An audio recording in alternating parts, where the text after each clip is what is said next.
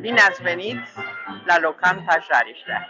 Chiera Calița vă așteaptă aici de fiecare dată și vă spune voroave uitate.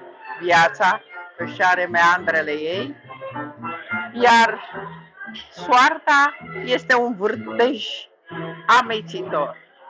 Și zboară timpul, te duce înainte, te duce înapoi. Adierea vântului cu miros de violete te coboară, te înalță și ești în căutarea cufărului cu amintiri.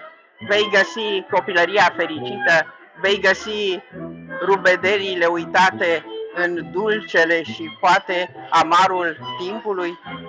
Nu se știe niciodată. Veniți la Locanta Jariștea să aflăm misterul locului și taina Bucureștiului de altădată. Mulțumesc!